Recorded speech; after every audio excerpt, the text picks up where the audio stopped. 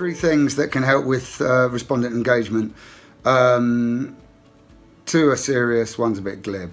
The glib one is a couple of glasses of wine at the start of a group can help. You don't want respondents to get absolutely hammered. That's happened to me once. I had a fight break out in a focus group in front of a bunch of clients. That was hideous. Yeah, a beer or two can loosen tongues. I also think that it's really important to have some interesting contextual discussion, particularly if you're researching something that's a bit dry. So a while ago, for example, I had to look at some strategic propositions for dishwasher tablets, which is a fascinating subject.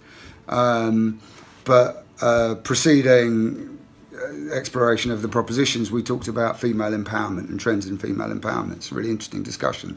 So by the time I revealed the propositions, people were really engaged and sitting forward. So when I think about respondent engagement, the biggest thing I think that you can do to enhance that respondent engagement is to make the survey fun and engaging. Too many surveys now are too long, they're not mobile optimized, it's an endless kind of procession of checkbox after checkbox. So unsurprisingly, I would advocate video as a response type. I think it allows that participant to feel far more engaged, far more that they're sharing their experiences and their thoughts in a more communicative manner. And ultimately, respondents provide more when you ask them to do video. A typical video is 6 to 8 times longer than your average text response. People are just far more articulate when they're able to talk rather than type their response. Number one, actually go through the questionnaire that you're asking a respondent to take. Empathize with that experience.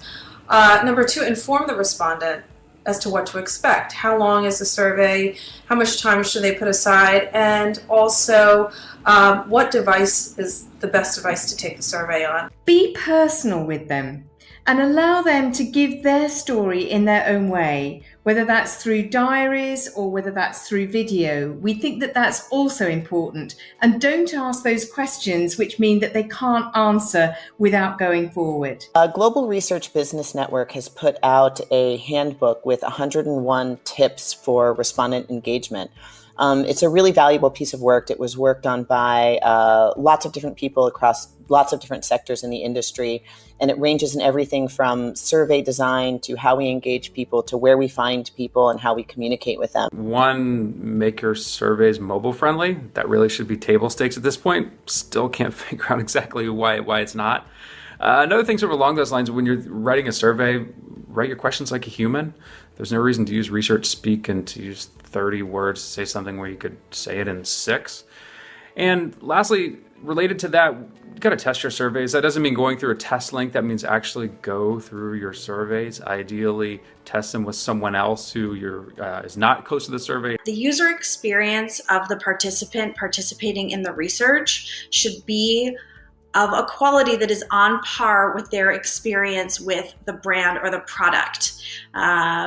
It doesn't have to be the same experience, but they should be of a similar quality level. 2, we need to, as researchers, to become device and invite type agnostic to allow sample companies and recruiters to engage respondents where the respondent is instead of forcing the respondent to come to us. We wanted to create an experience where consumers were invited into the TV studios in London to take part in small focus group discussions. They went through the process of being made up, being fitted with microphones, and each group took place around the anchor's desk, so right in the middle of the studio. And the whole session was filmed, and it really gave delegates the experience really of being interviewed as a guest on the channel. Secondly, making a difference. I think that this approach not only gave valuable insights back to the business from a programming point of view and also from a commercial point of view, but also it just created a different experience for the consumer from a research point of view. And finally, I think it's important to give something back. And at the end of each of these sessions, each delegate had a one-to-one interview with one of our anchors. And again, these interviews were filmed, and the respondents were given a copy of the interview to take home and share with their families, share with their friends. The key tip to engagement is fair remuneration. We pay people in hard cash on a weekly basis for taking part in research, which is why they feel so committed to delivering results. We recently did a study working with Nivea. They wanted to check out what people felt about using the shower mousse. People went into store, they bought some Nivea competitive products, went home to try them, and then at the end of the day we asked them to do a video selfie. One lady wrote in and said, "I'm sorry we couldn't do the video selfie because I'd just gone into labour, but don't worry, I'll try and do it in a few weeks' time."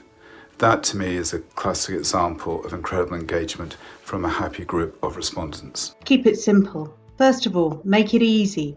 Ask questions that make sense and are easy to answer. Wherever possible, use pre-coded lists and other rather than an open question. And avoid my pet hate at all costs. Do not ask questions that people can't answer in the way they want to. That just causes frustration and then they will just give up completely. Well, firstly, use tools and techniques and question types which mirror the way that people communicate today. So obviously mobiles are given, like I'm presenting on now, but we've also built a survey toolkit which is very much inspired by social media, whether we're getting people to swipe their answers or tweet them or do a photo caption. It's free. You can go to grbn.org and find the report. It's called Engage, and that will give you a plethora of ideas and advice about how to improve participant engagement, and also to any arguments you might want to have with clients or with suppliers or with other colleagues about how important this issue is to the future of research. So my one tip is to go to read the Engage report from the GRBN. We are ethnographers, and so by that token, we don't necessarily have the exact same elements of issues of respondents and respondent engagement. So, but I will just say that for us, it's a special balance. And by balance, I really mean about not being a part of the behavior and not in any way interacting or impinging upon someone's life and behavior, so that we are able to observe and not violate in any way the sort of ley lines that might influence their behavior. So top tip number one is be honest about the length of time that you want to have them for and stick to that, because they will be aware. Secondly, if we want to get the best out of them, is maybe to invoke a little bit of pleasant surprise. So ask them questions that will really get them thinking. So be careful about what the questions you ask. Boring questions get boring answers.